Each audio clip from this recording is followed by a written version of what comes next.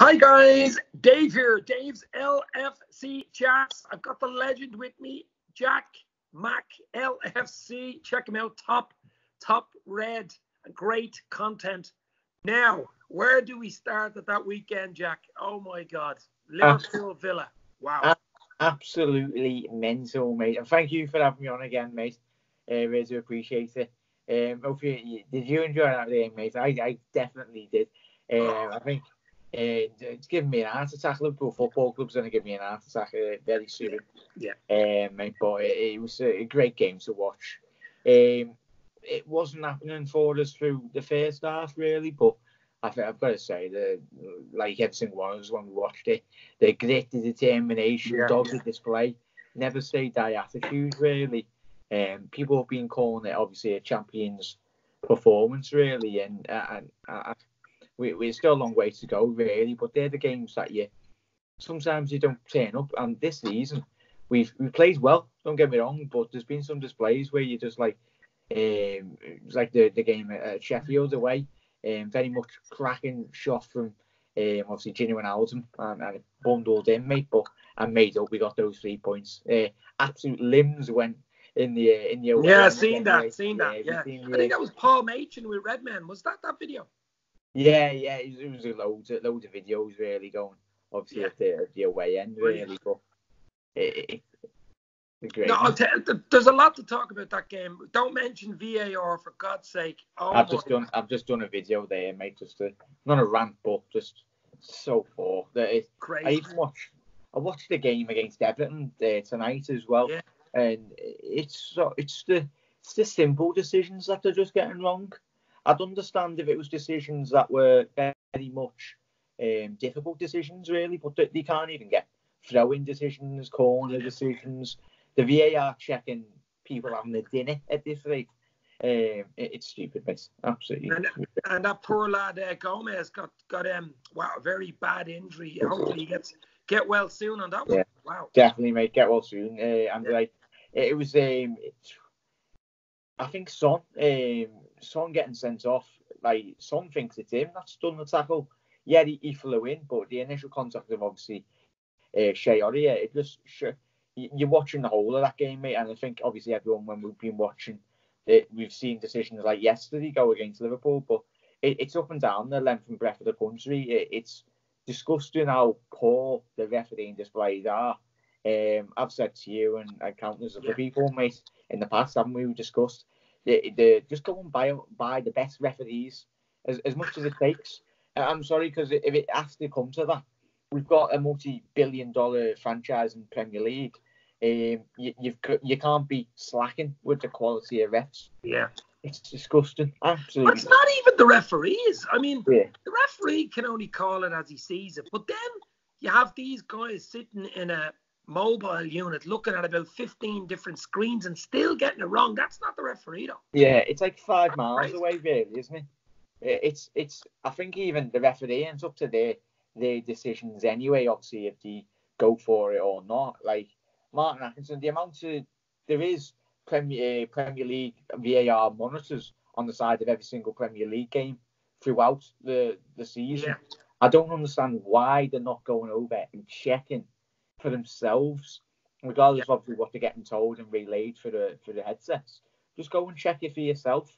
We've seen it in Champions League. Seen it in the rugby, World Cup. The rugby. Yeah, that is the ideal. That is the way it should be. The officiating with VAR. Obviously, it's in its early stages, but at the end of the day, lucky enough we come out with 3 points yesterday. That could have went a completely different way. Of obviously Liverpool didn't win that game, because there would have been there would have been pelters towards obviously the officials if we didn't get the 3 points. But I think we'll drop that VAR for now, because I'm sick of talking and looking at things online about it. You know, it's going to cause problems going forward. But I think it's here to stay anyway, Jack. I think they're going to get rid of it now. I just can't see it. I was much for it, mate, but you need to get their act together. People in charge, high up, because it's getting laughable every single week by week. It's getting going downhill very fast. So we move on to the game yesterday. Obviously, first half, I thought we were pretty poor. We were very lethargic, very slow to the ball. Villa deserved a lot of credit. I know they're at home, but they really, really put it up to us, as in physically. They were first to the ball. They were confident. They knew what they were doing. They literally were like a swarm of bees around a hive, and Liverpool with a hive. And second half, obviously, we found the honey in the second half with the Robbo with the header, and then obviously Mane with that header. Mane going, oh my God, how did he score that goal? That was unbelievable. Absolutely finished that, mate, wasn't he? Wow, what a fit. I mean, Robbo was 6 yards out. He's running in. Okay, get it on target, really. But Mane's goal. I mean, one of the centre half nearly took his head off. Did you see that picture? Yeah, there's a picture of him getting nailed in the face, isn't there? Yeah, he took his bloody head off. Yeah. But yeah, huge credit to Villa, mate. Absolutely spot on. The way in which they played, like a promotion side, I think Aston Villa throughout the longer this season goes on, they'll very much stay up. Obviously, due to home form, anyway, we've seen when you were in the Premier League all those years ago under Martin O'Neill, the very resolute defensive, well-drilled side, really. That's obviously that can't be said with obviously the likes of Man United.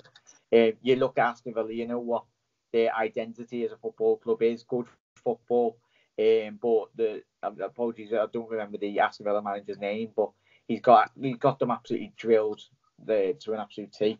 Really, to know what they're going to do week in, week out, but they'll pick up a lot more points at home. Yeah. And, I'm surprised they'd only won 3 games out of 10 before yesterday's game. They lost 5 and drew 2, which is not great, really. 11 points they have.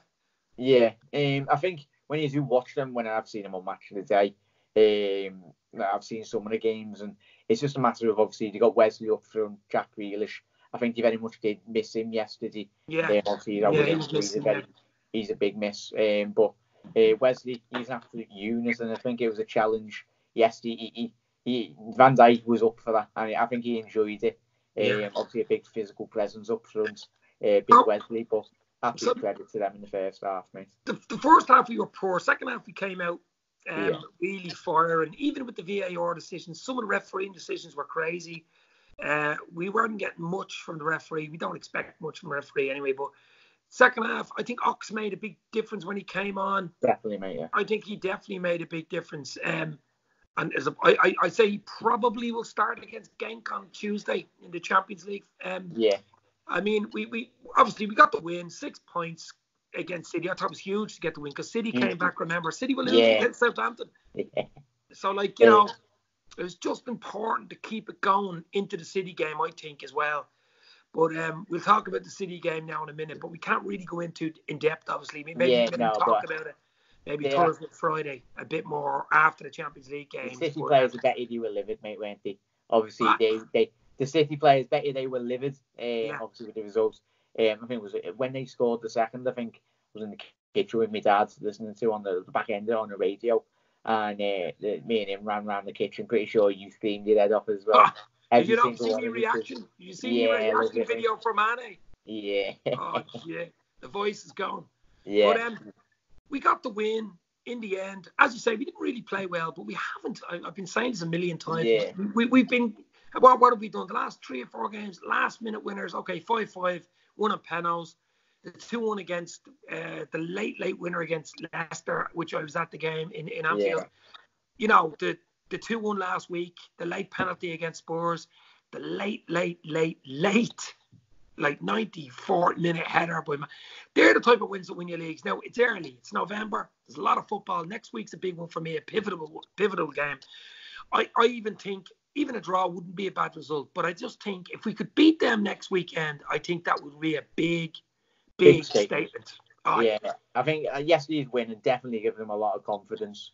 It gave me a lot of confidence watching that.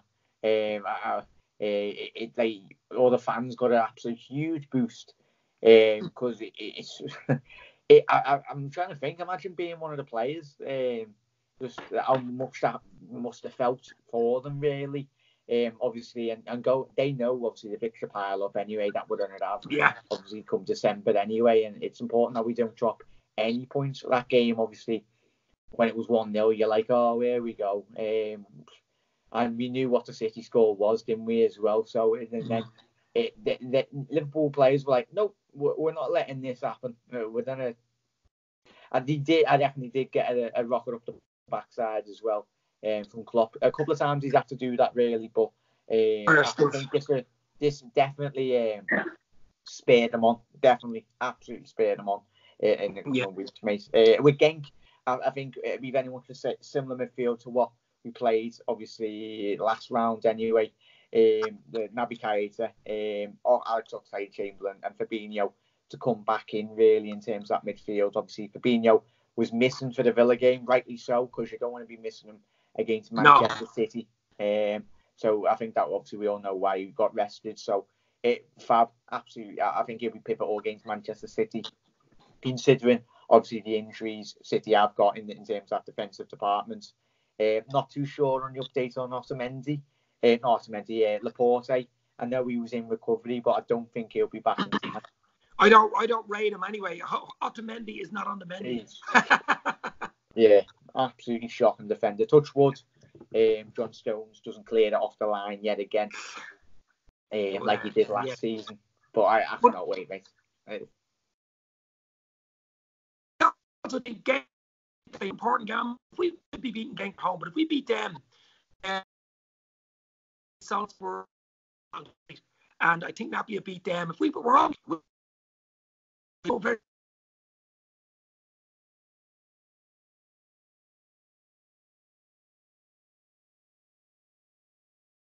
Hello. Yeah. Oh, sorry, mate. You lagged. What we just lagged then, mate. Sorry.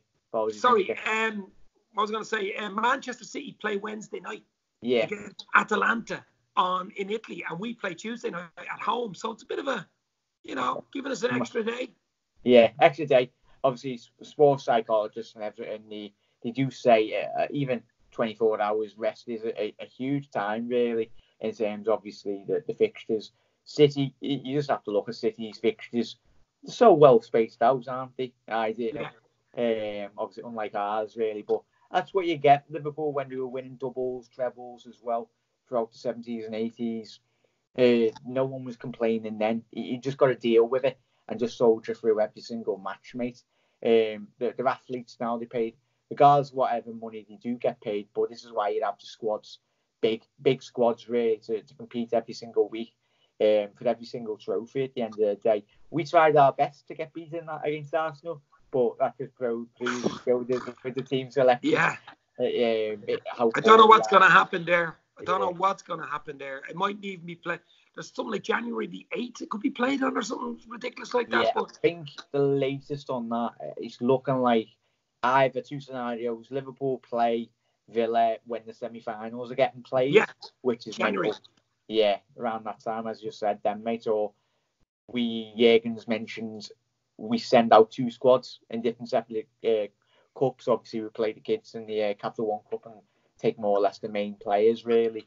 Klopp can't split himself in half unless he's got a twin. Take his doppelganger or whatever you call them anyway. Doppelganger, German. Or me and you sit on the sidelines in the Carabao Cup.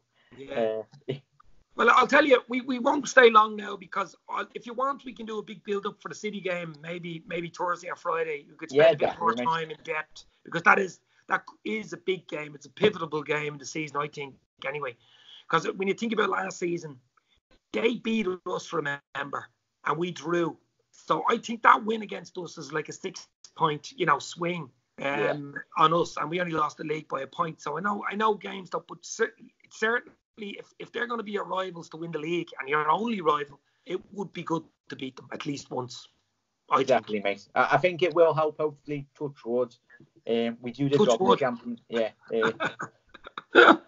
We do the job anyway in the Champions League. I think if we can seal Champions League progression, obviously we can get another win. I think that more or less nearly qualifies us for the next round. I think we need, we probably need a point. A win or draw, is it? We play Napoli at Anfield, so we won't ease up on that. We could probably win the league. We'd win the group probably if we beat Napoli. Yeah. So I think that will ease a bit of players getting played and all of that. So fingers crossed, mate. But one game at a time. Me and you keep on saying it every single day. We do speak, mate. Got to take one game at a time. But we focus on Gent, really, or Genk, whatever. Genk. Genk. But it'll be a big test. I think hopefully they do get very much shocked. But yet again, like we've seen in obviously the previous rounds, that they will give it a go, an absolute go. But it'll be a huge 3 points. But then obviously the focus will turn to Anfield at the weekend. Yeah. Mate, but thank you for having me on, mate. I really appreciate it. Yeah, no problem, bro. As I say, we'll do something bigger maybe for the City game. Okay, I'll talk to you soon, bro. Cheers. See you later, mate. Bye. Yeah.